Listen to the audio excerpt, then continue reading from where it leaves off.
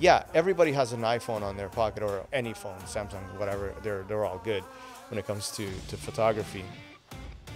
It's what you do with that camera that matters. Because I'm gonna say this, I give my wife a chance to take some pictures, and she's gonna do her style. It's her style. Love you, Anna.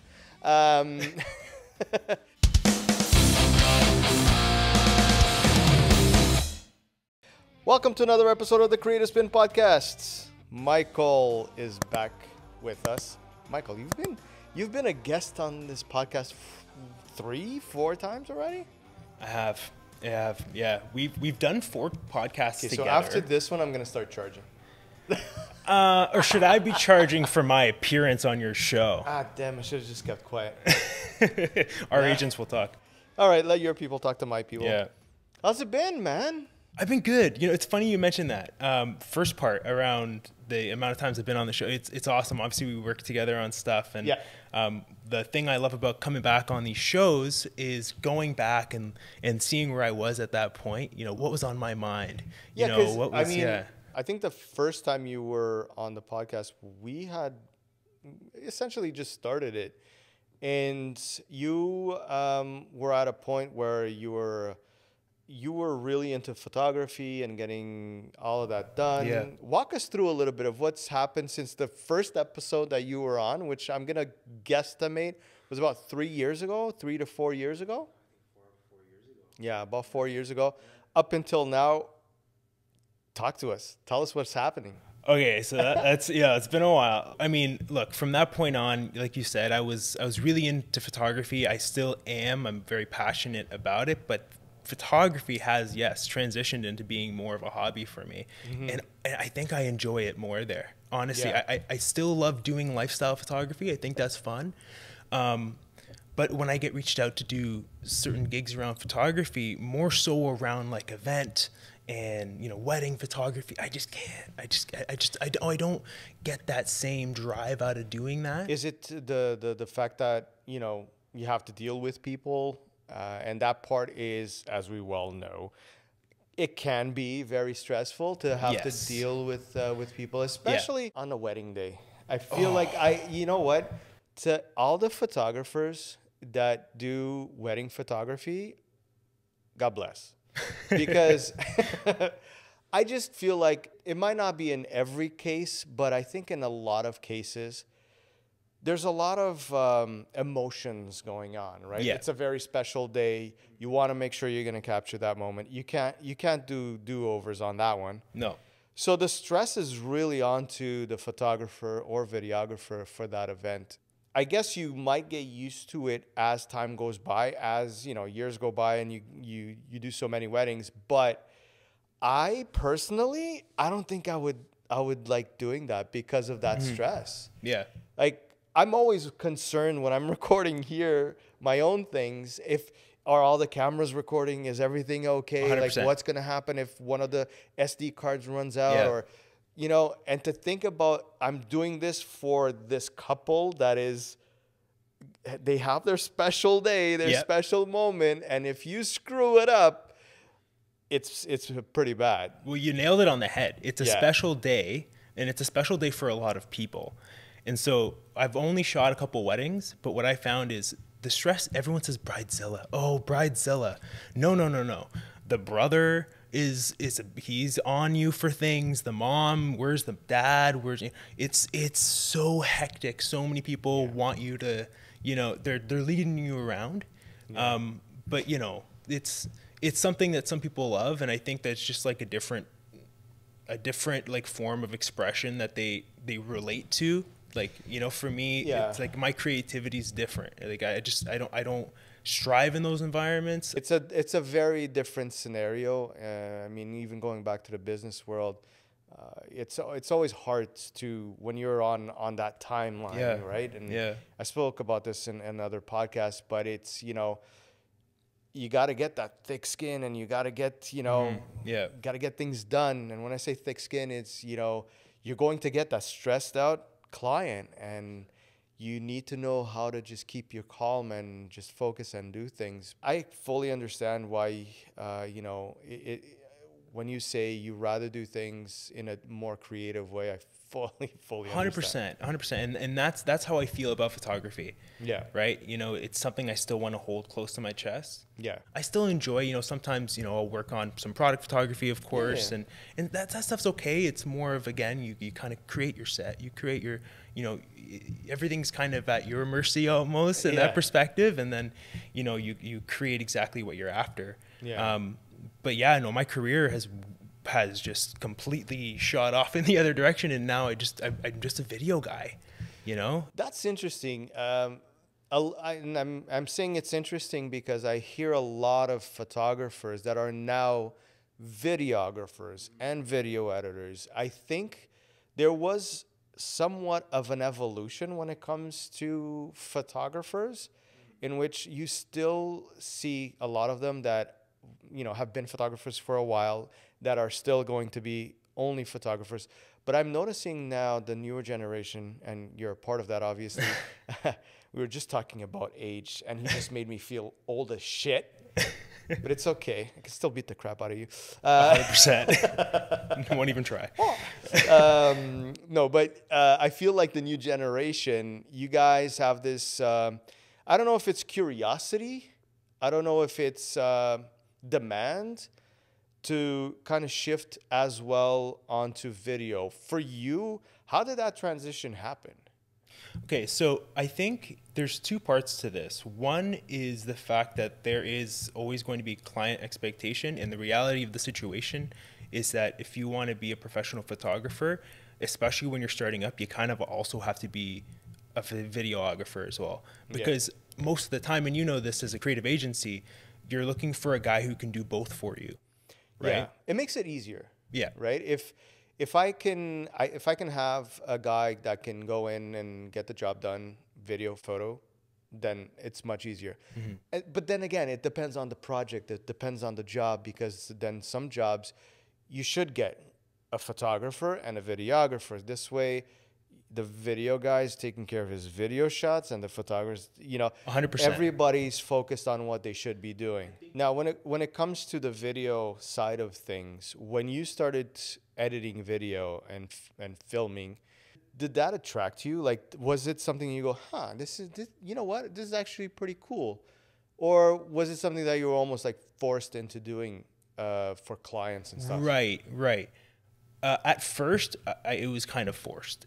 Right. But yeah, you know, and I'm someone who loves film, I admire it. But there was something about my draw to photography that always kind of felt like doing video was wasting my time. And not like in a condescending way, but just like I always just wanted to be taking photos. When I was getting hired, I just wanted to do photography. Yeah. But then the more I got into doing it, I found ways that I could be creative and express myself as a creative through video as a format. And, you know, as you've come to see as well, like just being an editor. Sometimes it's not even capturing the footage, but it's the story that you can put together. And you've become a pretty good editor. I mean, you know, you've mentioned it, and the truth is you work in some projects with us. And I've seen you get way better on editing, and that's something that obviously it's bringing out your creativity, and it's showing now in your videos. When you look at the future, do you think you're going to be in this kind of limbo of video and photography, or are you thinking that, you know what, I'm just going to stick to photography, or I'm just going to stick to video?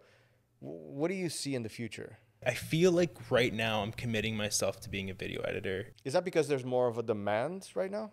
I think there's more of a demand, but I think also in my last job, I was working as basically a video editor. There was a bit more commitment to it, but I really enjoyed being part of that machine and that process for a bit and understanding my role in it. Cafe Brasiliano, where the coffee is truly amazing, but that's not all they have to offer. Their sandwiches will make your taste buds dance. Every bite is packed with flavor and freshness. Trust me on this one. The vintage style of this place isn't just limited to the decor. They even have a marketplace of quality products that you can browse while you're enjoying your coffee. Perfect to meet your friends or make new ones. Cafe Brasiliano is the perfect place for coffee, sandwiches, and a unique shopping experience. If you're in Toronto, don't forget to swing by at 80 Miller Street.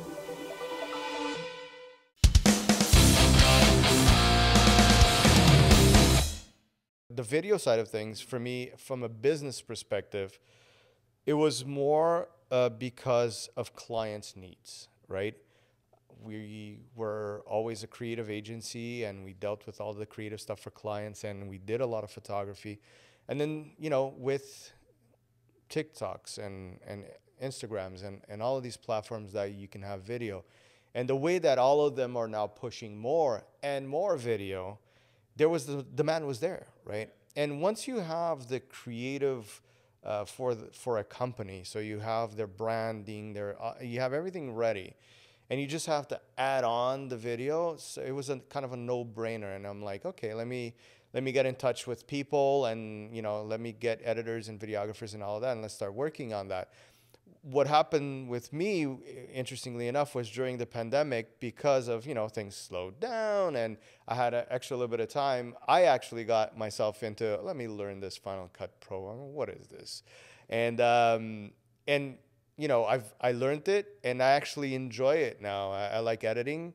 I don't have, a lot of time to edit, but when I do, I enjoy it. You know what I mean? And it's interesting because it is definitely another avenue that you can showcase your creativity. I think that anybody that has this creative bone in them always finds ways to put that creativity outside, right, for others to see. And video, I think, is just another way of doing it, because the way video is done today is very different than the way video was done in the past. And now I'm gonna age myself here, but when I remember watching TV in the 80s and the 90s, it was very simple, right? A couple of shots, there were some, obviously in movies you would see all these effects and all this stuff, but I'm saying on the day-to-day thing, right, you wouldn't see crazy things going on. You had some camera movements, but it wasn't that much. Now what I'm seeing is like the way that, first of all, things are so fast, like, especially when you look at TikToks and Reels and stuff like that. Yeah, people the pacing, are just chop, chop, chop, chop. Yeah. And a lot of the rules that used to happen, they're like, woo, out the door. Because now we need to do this in 60 seconds. So forget sitting down like this and talking for an hour. It's changed. It's definitely changed when it comes to advertising. Nowadays, you see the creativity just flowing a lot more in these videos.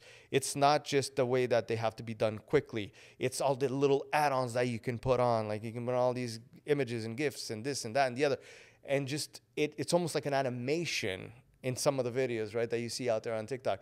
And a lot of these people are doing them on apps, on their phone, which is insane to think about. If, go back 10 years, you go, what? You can do this on a phone? Like, are you crazy? And that's why I think there's so much opportunity nowadays for creatives like yourself to just put that creativity out there in these little small formats, right? And just express yourselves way more than what people were doing before. Because before, if you were to put stuff out the way we're putting out nowadays, people would look at you and go, excuse me, this is not the way you do things, right? Mm-hmm. But now everything's now a lot more accepted, and we're looking at the raw. We want to see raw. We want to see the true stuff. We want to see creativity coming out. I think it's, looking towards the future. I think video is going to be it, at least for until VR hits us or something. Yeah. Or Elon Musk comes up with something else. Mm-hmm. I don't know. But where does photography, though? Where does that land in your heart? Is that still the thing that you cherish, the thing that you started off with, the thing that you liked? Is that still there? And do you think, if it is, do you think it's going to continue being there? I think it will continue to be there as long as I nourish it. Okay. So I think that doing it less as a profession, like, again, I focus more on the video side, for photography. I love to just go for a walk in the morning and take my camera, which is now my phone, which I'm sure we'll talk about. Yeah, we're definitely going to talk about that. But just to to have that accessibility, which is obviously another reason to why video has developed so much, is the accessibility of video on your phone and the apps to edit and publish. Yeah, I think what's going to change is the way we do things. Yeah. And that's why, you know, you just mentioned that you're using your phone now. Yeah. And that kind of shocked me, because when when we spoke, I'm like, and you said, I sold my camera. I'm like, that's it? Yeah, I remember you called me up. You're, hey, Mike, yeah, so there's a couple gigs. I have you in mind for, so we're in okay, yeah, by the way, I don't have a camera anymore. You what? Like, how can you be a photographer without a camera? And then you said, I use my iPhone. And obviously, a lot of the photographers that are watching this are going to go, oh my God, you're using an iPhone. I know, leave comments. We love comments. Yeah. What shocked me was the fact that I've always known you as a photographer, DSLR kind of guy, lenses, all that jazz. And then now you saying that you're only using your phone, kind of made me stop a little bit and think, like, why did he do this? And then when you were talking to me, it made sense. So I want to ask you the question again, so that you can now tell everybody, why do you think that was a good move? I think for you, right? 100%. And that's actually a big part of it. That's the biggest point right there. Right? Because ultimately, I think we hold so much value in 2023 in the stats around like megapixel count, shutter speed, what resolution can you shoot in. And I think the higher value is in the functionality, and specifically the functionality that you value the most, right? Yes. So for me, the A7 III it's a great camera. It still is a great camera. That's the one you had. That's the one I had. Yeah, exactly. And although I could do a lot with it, most of the time it was spent on my shelf. Right? I got into doing videography, but then it was more so, it turned into just being an editor. Yeah. And so it sat there, it's heavy. I have the same lens you got, you know, you're just telling me about how heavy that lens is. And to bring that around when I'm going on a hike or to go travel, it can be a lot, it can be heavy. And so the camera you have with you is going to be the best camera you have. Yeah, but right? I feel like it's important to point out that I think everybody, and we're going to have photographers and videographers watch this, I feel like we all have to look at ourselves, at our lives, at where we are and what we're doing, and figure out what is the best solution. Right? 100%. And not only go after the hype. 100%. Because I feel like in the last few years, there's been so much hype around what's the best camera, what's the best lens, what's the best this, what's the best that. And I think what you said is correct. It's what's the easiest and always with you. That is the most important part of the whole thing.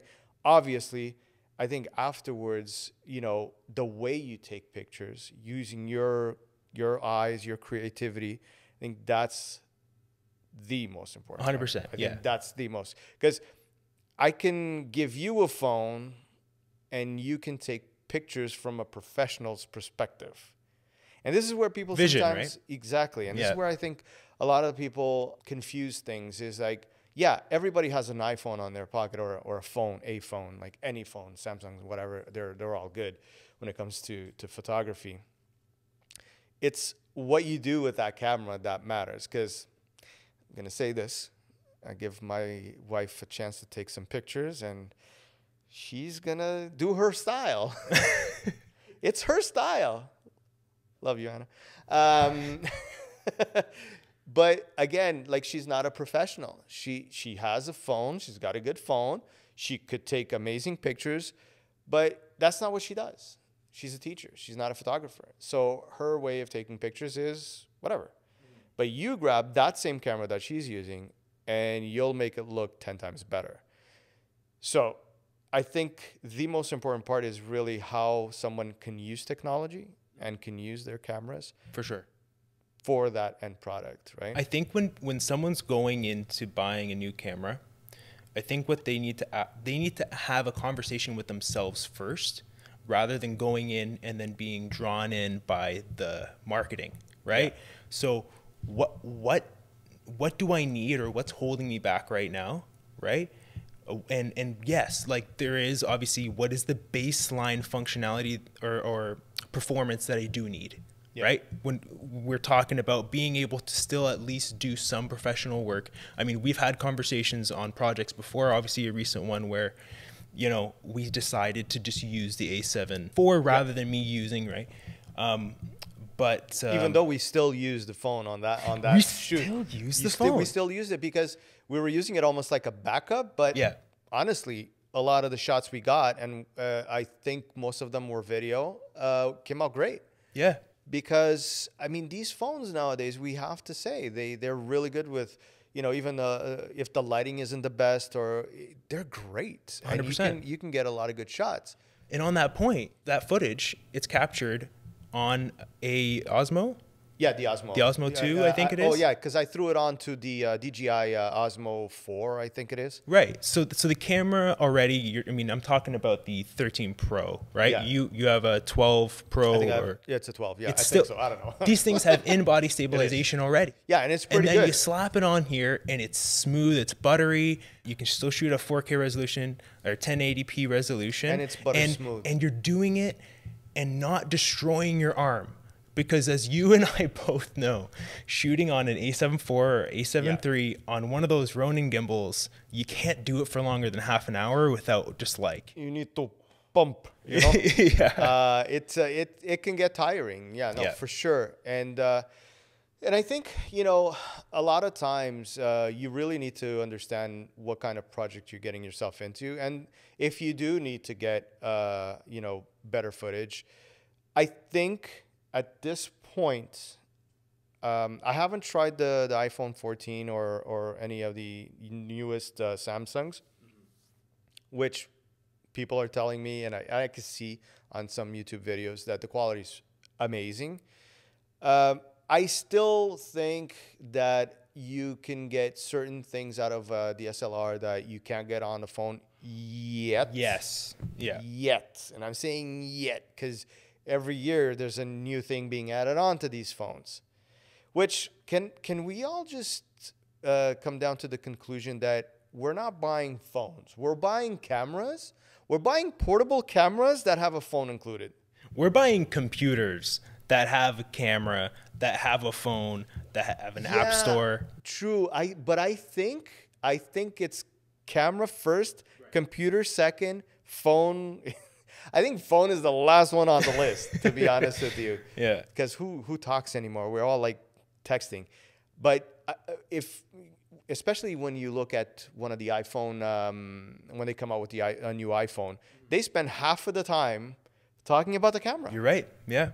Half of the time of that presentation is spent on the lenses and the resolution and all the bells and whistles that it comes with.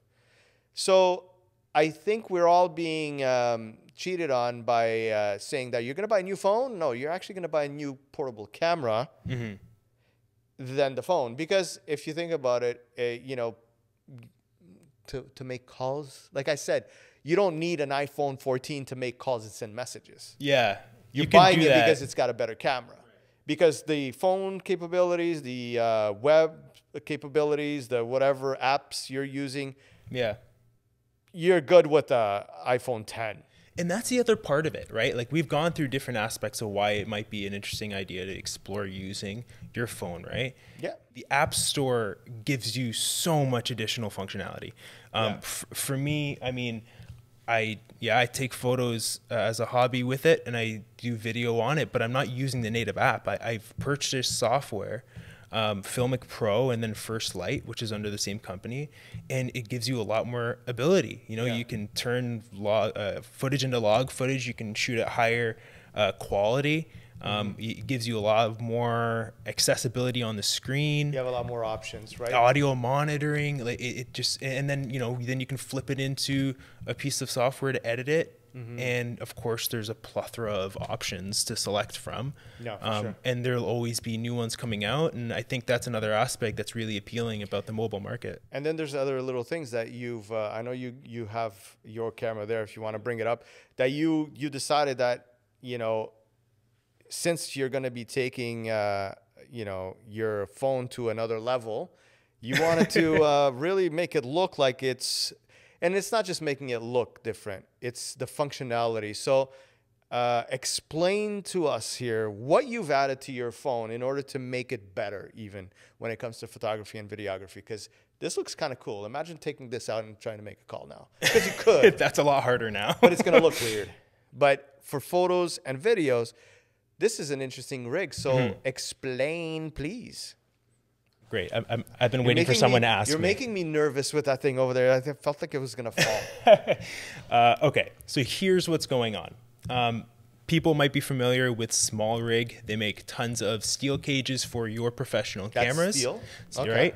And so Small Rig also makes these cases. Now, what's really interesting about this case is, you slide your phone in, you lock it in. Okay. So you have, it's pretty firm. You have some protection here, but this is also, the moment lenses. Yeah, you can use moment lenses. So this is compatible with the moment lenses, right? Interesting. So now, you can add in either wider, you can punch in more.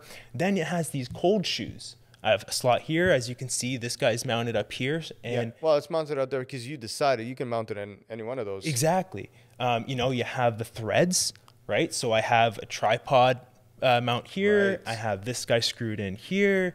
And it's just really easy. That handle, does it connect with your phone? It does. So it's Bluetooth.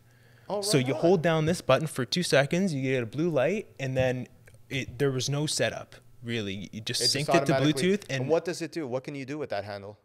Oh, it's just like a trigger? Is it it's a trigger. Okay, yeah, right there. And can you zoom with that? No. You can't. But there is also a cold shoe on top of here. So if there's an accessory for that you can mount on there, then that'd be interesting. Interesting. But that already, and obviously from the way you're just grabbing onto it right now, I can see it really helps with stabilizing your phone then. 100%. Yeah. Yeah. The other piece that I also have is, so this is all from Small Rig except for the microphone here. This is Small Rig as well. And the other piece I have is more of like a 7 that curls back like this. So you can hold it and kind of do some dip shots like this. Okay. I can attach it here, and then now I have some stabilization this way. Okay. So yeah, there's a lot of functionality just in the exterior of it as well. And I don't know if you use that or not, but could you add like a battery? Like let's say one of these guys, a smaller bank like that we're using this one just to power up our audio recorder here. But I'm guessing you could possibly set that up so that there's power going into the phone. So now all of a sudden you can be recording the whole day with this thing. 100%. Yeah. I mean, I came to Toronto a little early. I actually walked around, took some photos in the area. And the cool part is, just being able to plug into a storage bank, and usually I'll just have it in my pocket and a long cable, or of course you can take advantage of the fact that phones now have wireless charging, and so that can take the form of magnetic battery chargers, or even if you want to get really sketchy with it, strap it. It shows the back, so I'm guessing that they were thinking about that when they built it. Right? Yeah, some sort of wireless charging that way. One of the things that I'm looking at this, and now you have the microphone up there. So let's say on a more photography scenario, you obviously don't need that dead cat. What's going on there? So when you don't have that, essentially you're walking around with a fancier looking phone. That's about it. Yeah. And that's not going to be, I think, so intrusive for a lot of people. One of the things I notice when I'm walking around with my big ass camera and the big ass lens is that I'm going to get the big ass stare. You know what I mean? People are going, who are you? Like, why are you recording me? Am I going to show up on the news? I think there's still that mentality. While with the phone, everybody's used to it. So you don't get as many people looking at you weird or thinking, who is this guy or anything like that, right? You definitely feel a bit more secure. It also makes it a lot easier when you are doing street photography. You know, it can be less intrusive sometimes to, in Toronto walking around. There's always, you can't get a shot and have people not in the shot for the most part. So it's a little bit easier to pull it up. Now, of course, when you add a big metal case to it and add a little handle, it can make it look a little bit more untraditional, but ultimately, it's almost like carrying around a little point and shoot. In terms of quality, once you throw these files onto your computer, Are you seeing a huge difference between your 7.3 and the files you're getting from your phone? Yes. I am. You can't get around depth of field. You can't get around like good quality.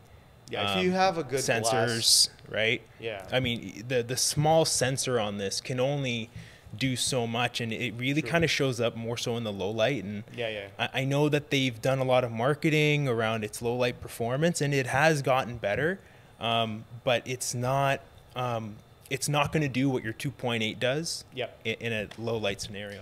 But the other thing now on the flip side, I'm guessing that if you're going to be working on web stuff, and you're not thinking about, you know, putting any of the footage up on a big screen, I think you can get away with it. For sure. Yeah. And that's one of the, like I said before, you got to sit down with yourself and ask yourself, what do you need, and what do you need baseline, right? And this does do baseline for you. And especially when it comes to the web, like you said, you know, you're not printing something really big, really large and plastering it somewhere. It's on the web. So you'd be surprised though.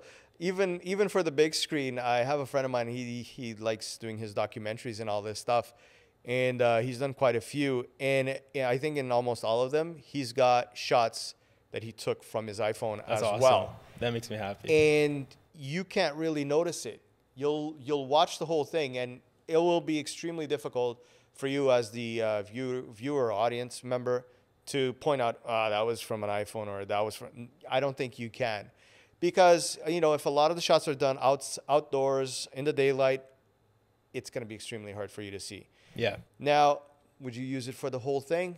Depends. If you want to get that vibe, then that will probably be okay as well. But I think you got to pick your battles.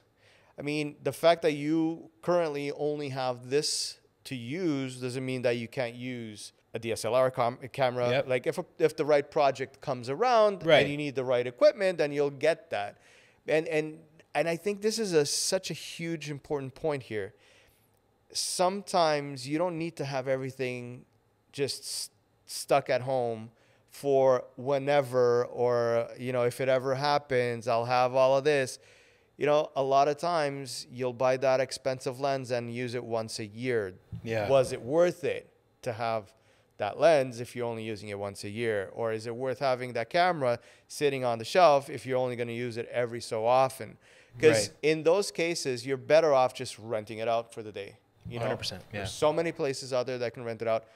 There's people that you know that have cameras that are probably not using the camera that day. And you go, hey, buddy, mind if I use it for a day?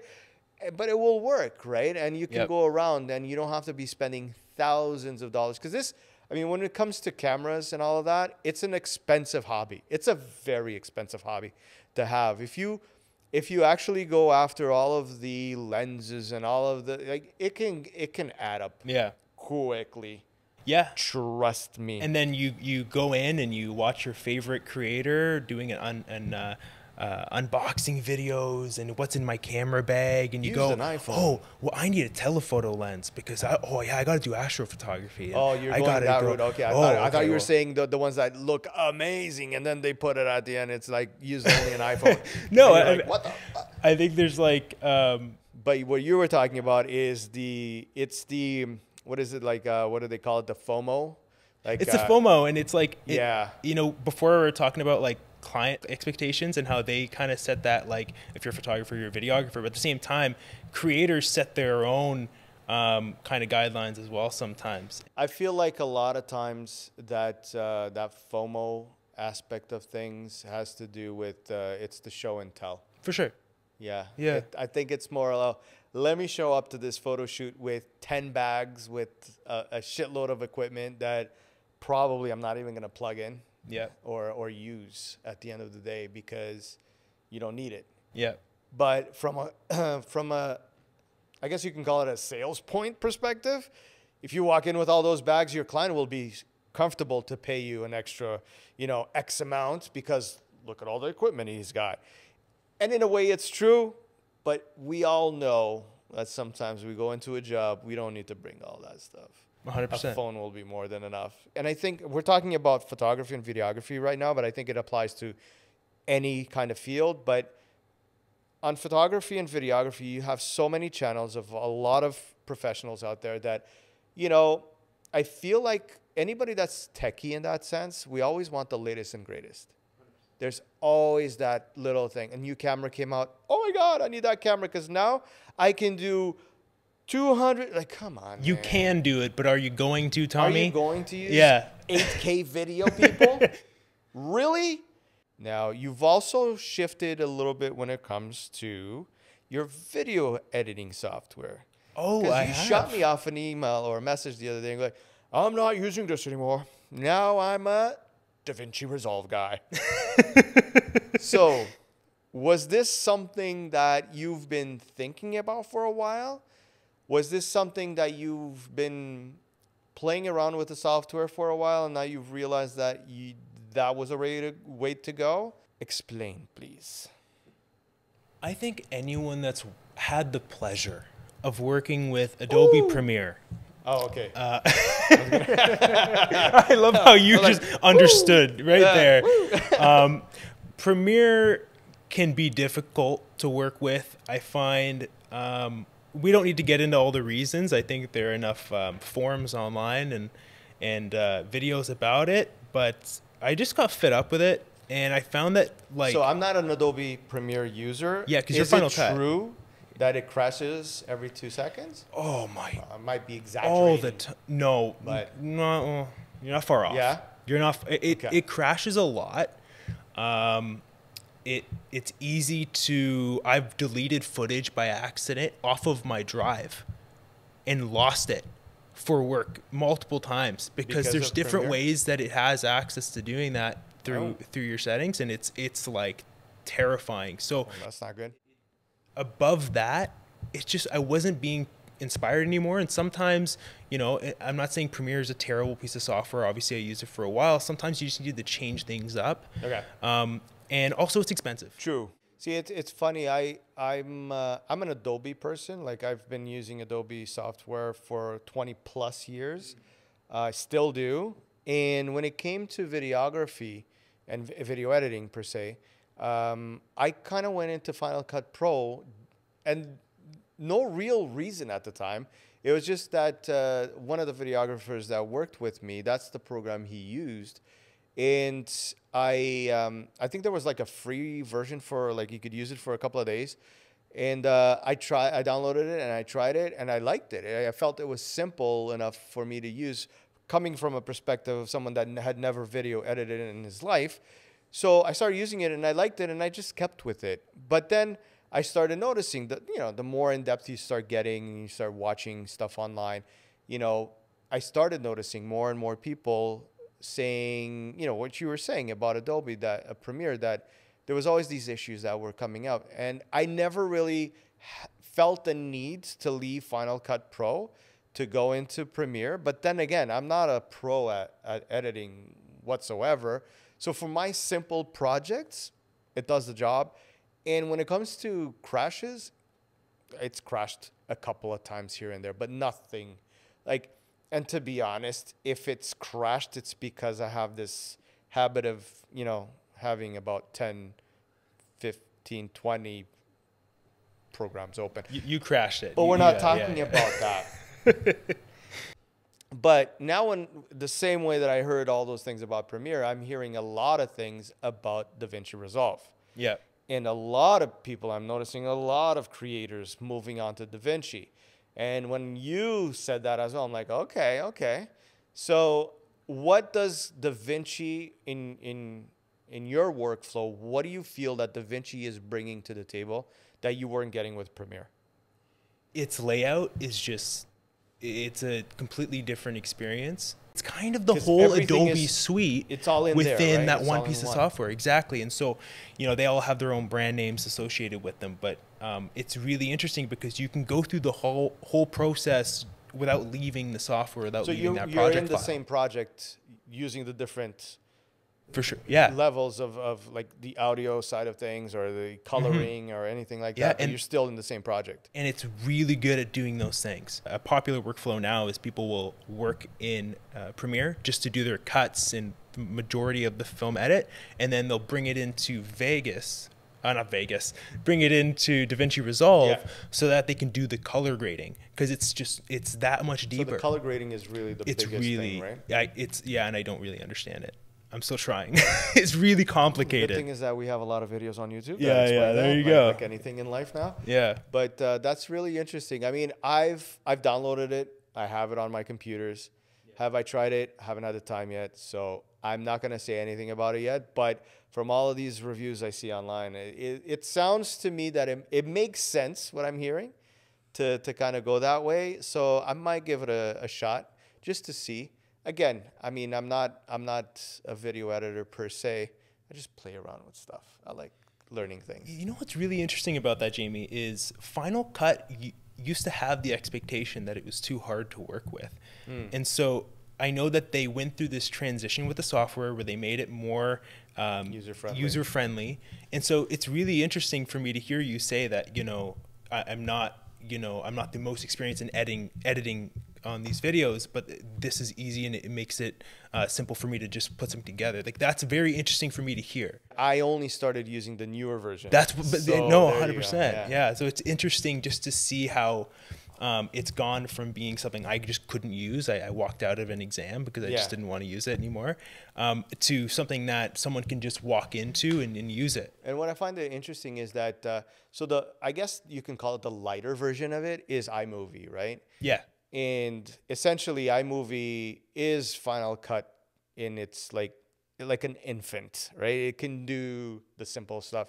And my son had to edit a video for one of his projects, and, you know, he started using iMovie, and, you know, he asked me, oh, how do you do this? And so I went there to just see, and all the shortcuts are the same. And, you know, the workflow, it's a little bit different, but it's not that much of a difference. So I'm like thinking, oh, this is cool, because he's 12 and he's starting to play around with iMovie. I mean, he can jump on to Final Cut or DaVinci even, and the workflow is going to seem natural for him, because they're making it easier for people to start with these programs. And that's amazing, right? Because you don't want the software to be the thing that pulls you back from being creative, right? You can't have any point of the process be a part that makes it unappealing. Otherwise, you don't start it. Yeah, exactly. Right? I was looking at how long we've been talking. We've been going for a while, man. Yeah. I can't bring this guy anywhere, man. Like, look at this. Like, come on, Michael.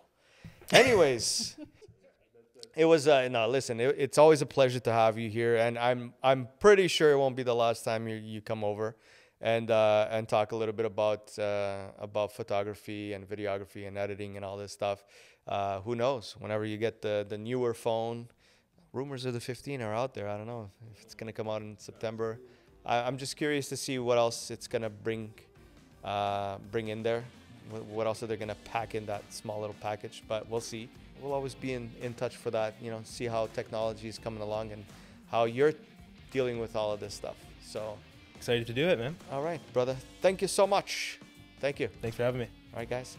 Woo.